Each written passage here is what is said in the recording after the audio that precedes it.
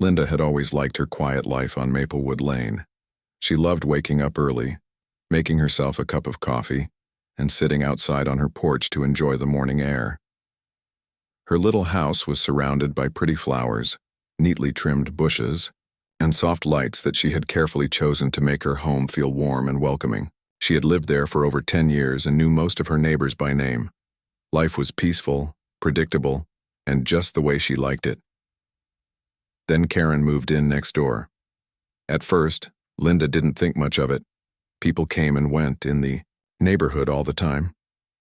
But from the very beginning, Karen stood out, not in a good way. She drove a fancy black SUV with tinted windows, walked like she owned the sidewalk, and never smiled at anyone. The first time they met, Linda waved and said hello. Karen gave her a quick look, nodded once, and kept walking without a word. That should have been the end of it. Linda wasn't the type to get involved in drama.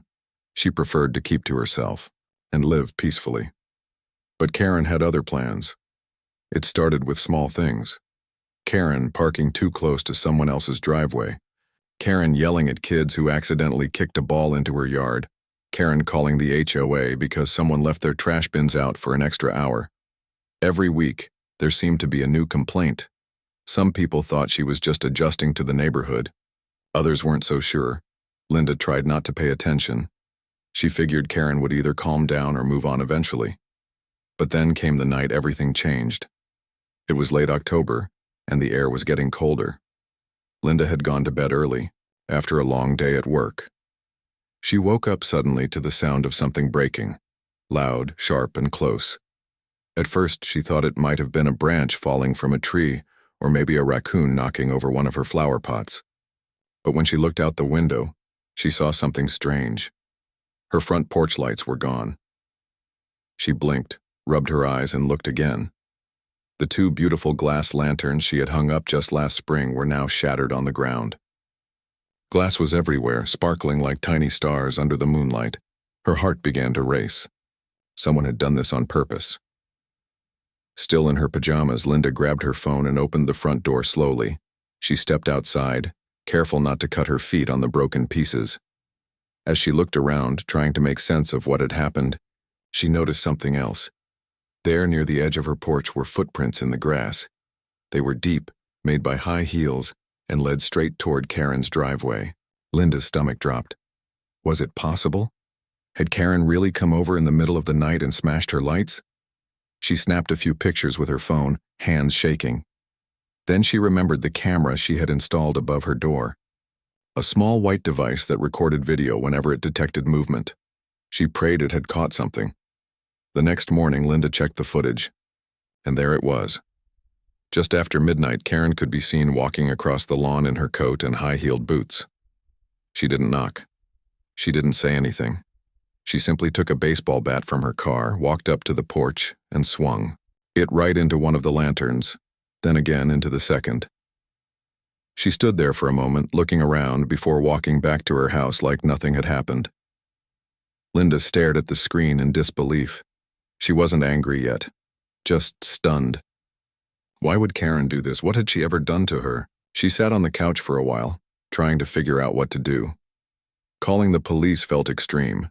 Filing a complaint with the HOA seemed like the best idea. She gathered the photos, the video, and even a note she had received from Karen a few weeks earlier. A passive-aggressive message taped to her mailbox saying, "Please keep your music off after 8 p.m. That wasn't proof of anything, but it showed Karen's attitude. Linda wasn't looking for revenge. She just wanted someone to know the truth, so she sent everything to the HOA board. As soon as she hit send, she felt a mix of emotions, relief, nervousness, and maybe even hope. Maybe this was the start of something better. Maybe Karen would finally realize she couldn't treat people like this and get away with it. But Linda also knew that once you send something like this, there's no going back. After Linda sent the photos, video, and her message to the HOA board, she tried to go back to her normal life. She cleaned up the broken glass from her porch, replaced the shattered lanterns with new ones, and even planted fresh flowers in front of her house to make it feel peaceful again. But deep down, she couldn't stop thinking about what had happened, and whether anyone would actually do something about it. The next few days passed slowly. Linda kept checking her phone, waiting for a reply from the HOA. She didn't expect anything dramatic, just a polite response saying they were looking into it. But by the third day, she still hadn't heard anything. She started to worry that maybe Karen was too powerful or that no one really cared. Then, on Friday morning, her inbox dinged with a new email. It was from the HOA president, Mr. Daniels, a retired teacher who lived 2 streets over. His message was short but clear. "Thank you for bringing this to our attention. We are reviewing the evidence and will follow up soon." That was all. But it was enough to give Linda hope. At least they were taking it seriously. She didn't know it yet, but the HOA board had already met in an emergency meeting the night before. The members had watched the video, studied the photos, and looked at the note Karen had left on Linda's mailbox. Some of them had even seen Karen argue with other neighbors over small things like holiday decorations being put up too early, or someone parking slightly over the line. One board member, Mrs. Alvarez, had even shared a story about Karen calling the police because a neighbor's dog barked while she was trying to watch TV late at night. "She doesn't play fair," Mrs. Alvarez said during the meeting. "This might be the worst thing she's done so far." Mr. Daniels agreed. He had been part of the HOA for 8 years and had never seen someone cause so much trouble in such a short time. He knew they couldn't ignore this. If they did, it would send the wrong message to everyone in the neighborhood.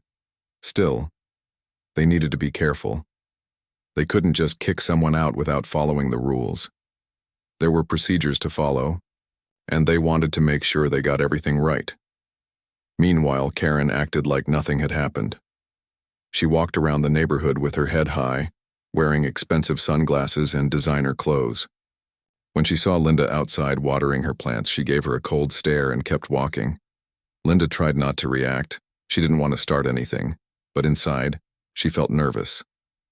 What if Karen found out she had reported her? What if she decided to take revenge? Linda started locking her doors more often. She checked the camera footage every night.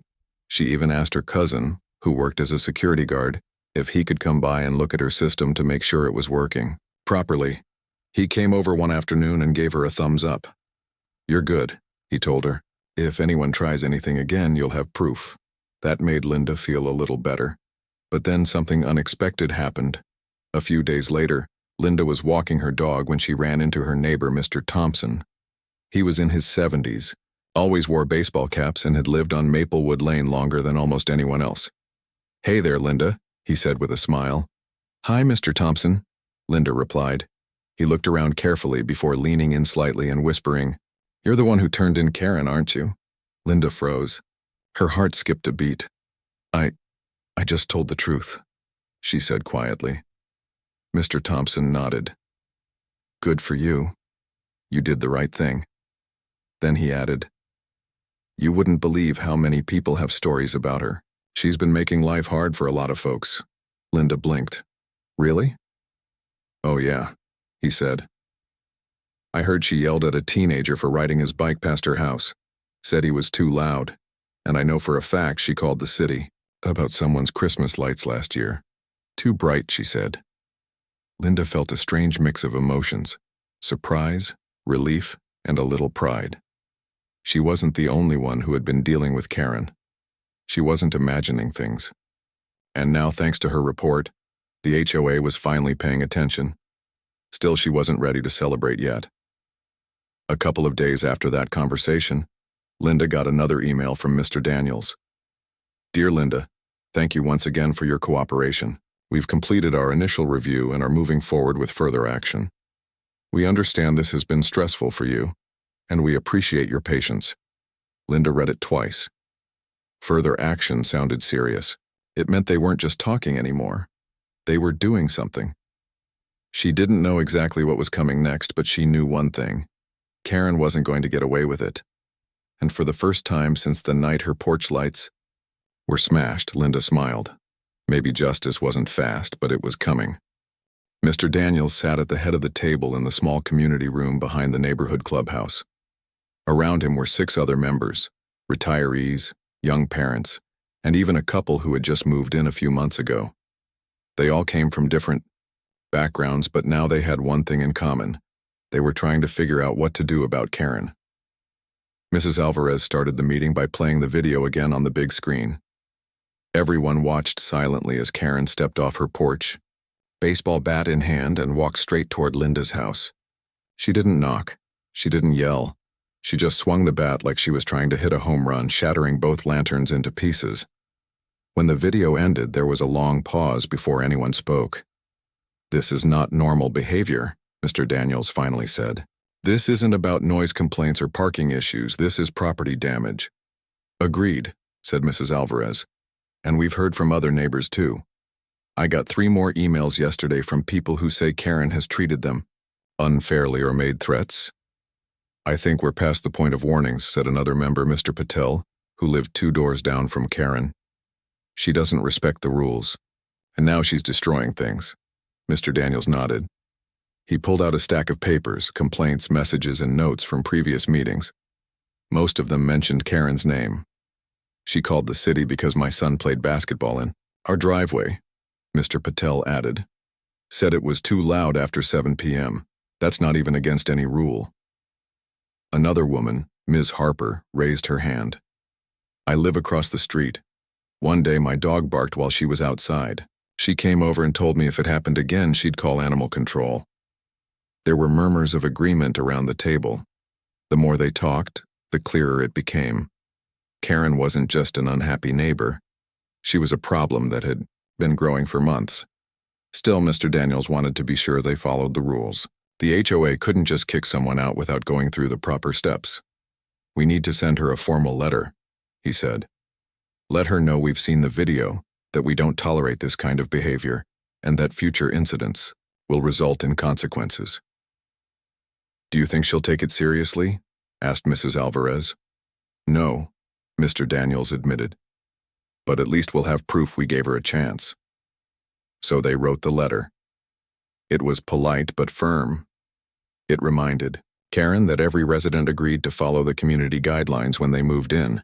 It listed some of the recent complaints, including Linda's report.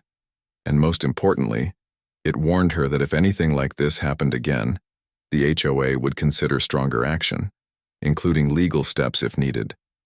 They sent the letter by certified mail so they could prove she received it. Meanwhile, Karen had no idea how much trouble she was in. She continued walking around the neighborhood like nothing was wrong. She parked her black SUV wherever she wanted. She still left sharp looks and cold stares for anyone who crossed her path. But inside her house, she was starting to feel the pressure. She noticed people avoiding her. When she went to pick up her mail, others stepped aside. Her usual morning coffee routine at the local shop turned awkward. People stopped talking when she walked in. Even the barista seemed nervous. One day, she tried to join a neighborhood group chat. Within minutes, someone posted a screenshot of Linda's HOA message, asking if anyone else had stories about Karen. The replies poured in, some funny, some serious, but all showing the same thing. Nobody liked living near her. Karen read every word, and she did not like what she saw. That night, she typed out a long message to the group. "Some of you clearly have a problem with me. I'm sorry if I've offended anyone, but I only ever tried to follow the rules and protect my peace. If I've upset anyone, I apologize. I'll try to stay out of everyone's way." It sounded nice, but most people didn't believe it. Linda saw the message too. She didn't reply.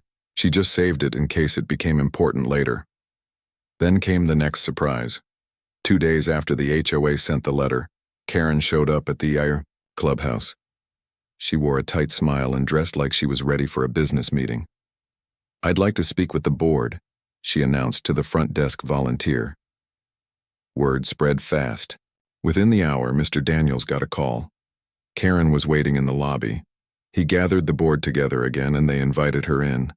She sat down across from them, hands folded neatly on the table. "I want to clear the air," she began. "I understand there's been some misunderstanding." Mr. Daniels leaned forward. "We reviewed the footage, Karen. We saw what you did to Linda's porch lights." Karen blinked. Then she smiled again. "I admit I may have overreacted," she said. "But I had my reasons. Linda plays music late at night. She leaves her trash bins out too long. She parks her car wrong sometimes. I tried to talk to her nicely, but she never listened. That doesn't give you the right to break things, said Mrs. Alvarez. Karen looked annoyed.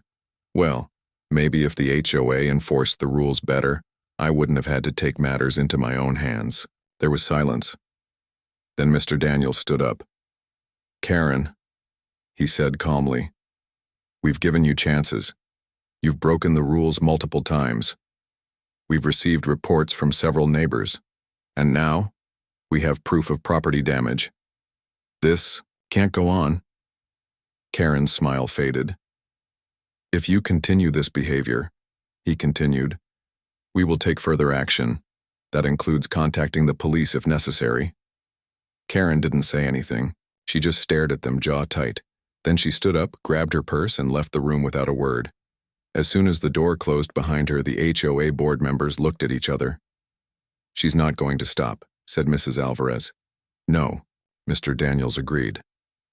But now we have everything we need to make sure she faces the consequences. Outside, Karen walked quickly back to her car, heels clicking angrily on the pavement. She knew the game had changed, and she wasn't done yet. She started parking her black SUV right on the line between two spaces, making sure it took up more than its fair share. She played loud music late at night, just loud enough to be annoying, but not quite enough for anyone to call the police. And whenever she saw Linda outside, she gave her that cold stare like nothing had ever happened. But inside her house, Karen was fuming. She spent hours on the neighborhood group chat, trying to find support. She messaged people one-on-one, asking if they really believed what Linda had said. Some ignored her. Others told her politely they thought she needed to calm down. A few even blocked her. Karen wasn't used to being ignored.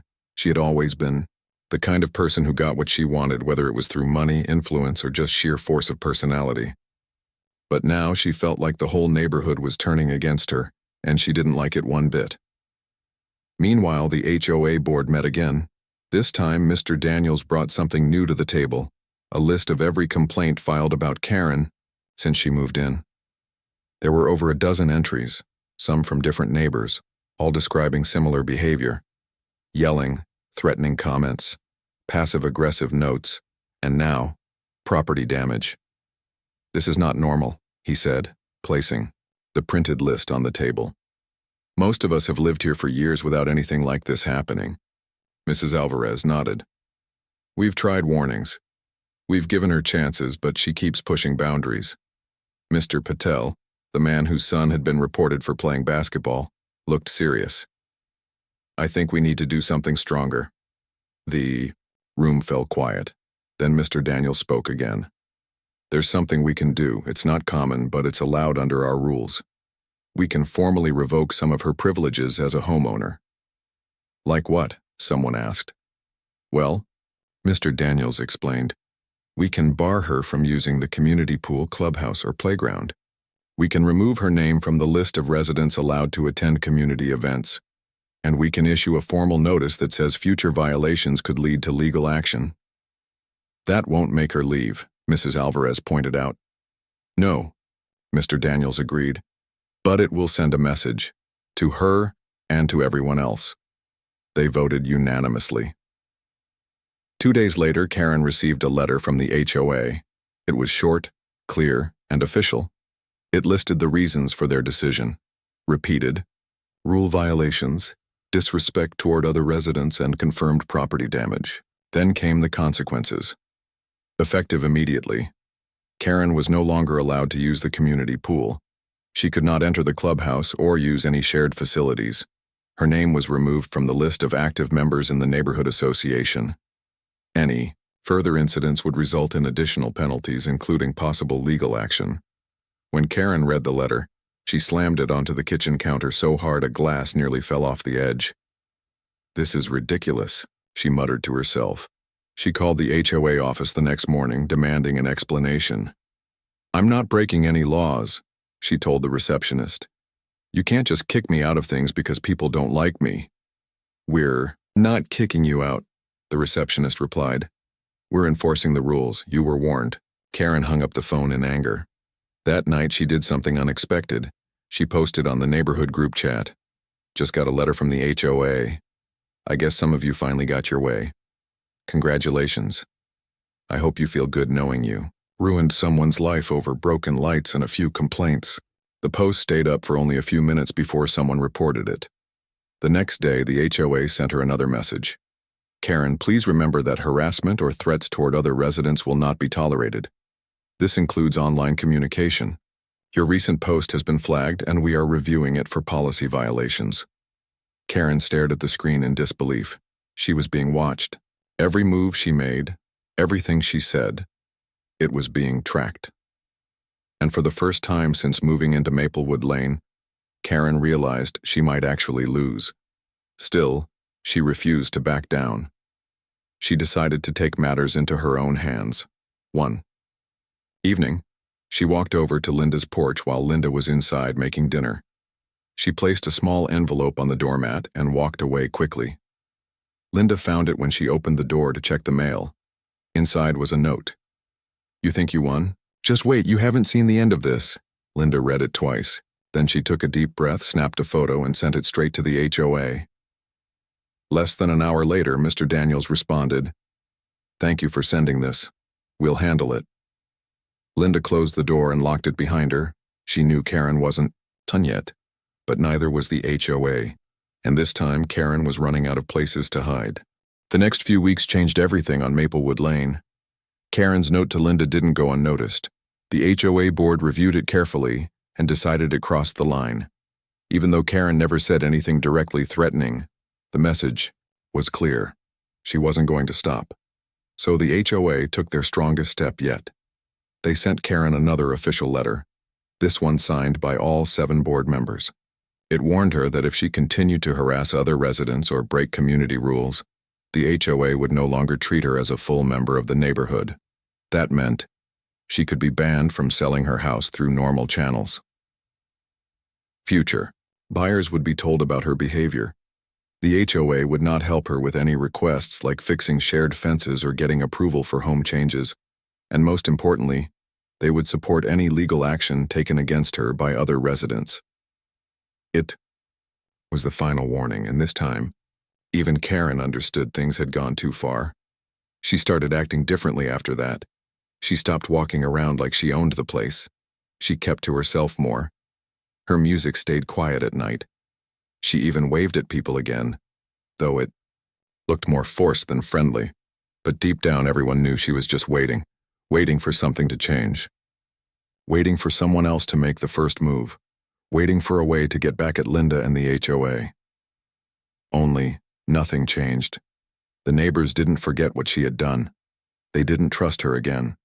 If anything, they watched her more closely. Now, people who used to ignore her began checking their cameras every morning. Someone even installed a new security light right across from her driveway. Karen wasn't welcome anymore. Then came the biggest surprise of all. One day, a for sale sign appeared in front of Karen's house. It was early in the morning when Linda saw it while watering her plants. At first, she thought maybe Karen was planning to move, but she didn't expect it to happen so soon. By the end of the week, Karen's house was listed online. The listing description was short and professional. No mention of the HOA issues, no hint of drama, just facts, number of bedrooms, square footage, backyard size. But the real story spread fast through the neighborhood group chat. She gave up, wrote Mr. Thompson. Can't believe it actually. Worked, replied Mrs. Alvarez. I hope whoever buys that house is kind and quiet, added someone else. Linda read all the messages but didn't reply. She just felt relieved. Karen tried to act like everything was normal. She still walked her dog every evening. She still picked up her mail. But now, there was something different in her eyes. Something tired. A few days later, Linda saw movers loading boxes into a truck outside Karen's house. She stood at her window and watched quietly. Karen came out carrying a box labeled kitchen stuff. She looked toward Linda's porch for a moment. Their eyes met, but instead of glaring or giving a cold stare, Karen just looked away. She didn't wave. She didn't say anything. She just climbed into her car and drove off. That was the last time anyone saw her. Once the house was empty, the new owners moved in, a young couple with 2 kids. They introduced themselves to everyone, brought cookies to the block party, and even helped plant flowers in the community garden. Maplewood Lane started to feel peaceful again. Linda smiled more often now. She enjoyed sitting on her porch without worrying about someone breaking her lights or leaving scary notes. And the HOA board? They made sure to update their rules. They created a new guidebook for reporting problems. They added a section on how to handle difficult neighbors. They even set up a simple form for submitting video or photo evidence, all because of what happened with Karen. Mr. Daniels once joked during a meeting, "We should thank her. She taught us how to protect this neighborhood better." Mrs. Alvarez laughed and said, "Maybe we can send her a thank you card with glitter." Everyone chuckled. But Linda knew the truth. She hadn't wanted any of this. She had just wanted peace. She had stood up for herself, not for revenge, but because it was the right thing to do. And in the end, justice didn't come with yelling or fighting. It came with silence, with watching, with patience, and with a little help from good neighbors.